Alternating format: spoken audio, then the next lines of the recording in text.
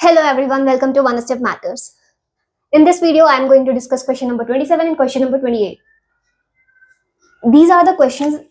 These questions were asked in the year 2013 in the UPSC pre-exam. So let's have a look. Question number 27. Improper handling and storage of cereal grains and oil seeds result in the production of toxins known as alpha toxins. आपको मैं एक चीज बोलना चाहूंगी कि आप अगली बार से जब भी एग्जाम के लिए प्रिपेयर करके जाना तो ये अल्फा टॉक्सिन्स के बारे में एक बार जान लेना, ठीक है. which are generally not destroyed by the normal cooking process. मतलब ये कहना चाह रहा है कि ये जो improper handling and storage of serial grains, मान लीजिए क्या होता है ना, कई बार आपने खाना मतलब जो हार्वेस्टिंग होती है तो उसकी इम्प्रॉपर हैंडलिंग, मतलब अच्छे से उसका हार्वेस्टिंग नहीं हुआ, स्टोरेज ठीक से नहीं रखा गया, उसमें मॉइस्चर थोड़ा सा लग गया है ग्रेन्स में, ठीक है. ऑयल सीड में थोड़ी सी मॉइस्चर लग गया है, पानी सा लग गया है, मॉइस्चर तो आप समझते ही होंगे.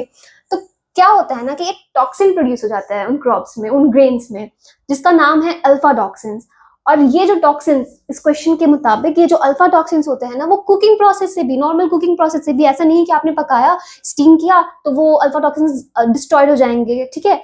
वो डिस्ट्रॉयड नहीं होते हैं. तो ये पूछ रहे हैं कि ये अल्फा टॉक्सिन्स किसके द्वारा प्रोड्यूस किया जाता है. क्या वो बैक्टीरिया है, वो जो सीरियल ग्रेन्स में जो मॉइस्चर लग गए हैं, जो कि खाने से भी वो मॉइस्चर मतलब खाने से भी वो टॉक्सिन्स नहीं डिस्ट्रॉय हो पा रहे हैं, तो क्या वो टॉक्सिन जो प्रोड्यूस किया गया वो बैक्टीरिया के द्वारा प्रोड्यूस किया जाता है, प्रोटोजोआ के द्वारा प्रोड्यूस किया जाता है, मोल्ड्स के द्वारा, या फिर वायरसेस के द्वारा. क्या लगता है? अगर मुझे सबसे पहले इस ऑप्शन में किसी ऑप्शन को एलिमिनेट करना होता तो मैं सबसे पहले तो वायरस को करती. उसके बाद फिर इसमें से सबसे अनजाना सा ऑप्शन लग रहा है मुझे मोल्ड्स, ठीक है. मोल्ड्स, ये देखो मोल्ड्स क्या होते हैं. इसका अगर करेक्ट आंसर बोलूं तो वो option C is the correct answer, ठीक है. मोल्ड्स ये क्या होता है ना कि ये फंजाई तो जानते ही होगे आप. तो ये क्या होता है ना कि मान लीजिए आपका सीरियल ग्रेन है, ठीक है, उसको आपने अच्छे तरीके से नहीं रखा है, उसमें थोड़ा सा मॉइस्चर लग गया है, तो उसमें एक फंजाई, एक प्रकार का, मोल्ड्स क्या होता है ना, एक प्रकार का फंजाई होता है, एक प्रकार का स्ट्रक्चर, मतलब structure certain fungi can form. उन सीरियल ग्रेन्स पे फंजाई लग जाएगा, ठीक है, एक फंगस ऐसा लग जाएगा, एक स्ट्रक्चर मतलब मैं कैसे समझाऊं आप लोग को. अगर मान लीजिए आपने केमिस्ट्री पढ़ा होगा तो आपको पता होगा कि बहुत सारे C6 होता था, C12 होता था, तो ये बॉन्डिंग होता था ना, सारे एटम्स जुड़ करके बनते थे. उसी तरीके से तो फंगस का भी क्या होता है ना कि कुछ फंगस ऐसा स्ट्रक्चर बना देता है वो सीरियल ग्रेन्स पे कि ऐसा स्ट्रक्चर, मतलब ऐसा परत सा बना लेगा उस सीरियल ग्रेन्स पे, ठीक है. स्ट्रक्चर मतलब आप वो समझ लो, एक फंगस का एक परत सा दिखेगा, उसको कहते हैं मोल्ड्स. और इस मोल्ड्स के द्वारा ही वो जो परत सा बैठ गया है उसी को कहेंगे अल्फा टॉक्सिन. एंड ये alpha toxins normal cooking process से भी डिस्ट्रॉय नहीं होते हैं, ठीक है. तो वो मोल्ड्स, फंजाई, एक प्रकार के फंजाई. एक चीज और बात याद रखना कि सारे फंजाई मोल्ड्स नहीं होते हैं, ठीक है. बट इतना नहीं हो गया, याद हो गया अल्फा टॉक्सिन्स के बारे में, याद होना चाहिए आपको. Economic justice, question number 28. Economic justice as one of the objectives of the Indian Constitution has been provided in the.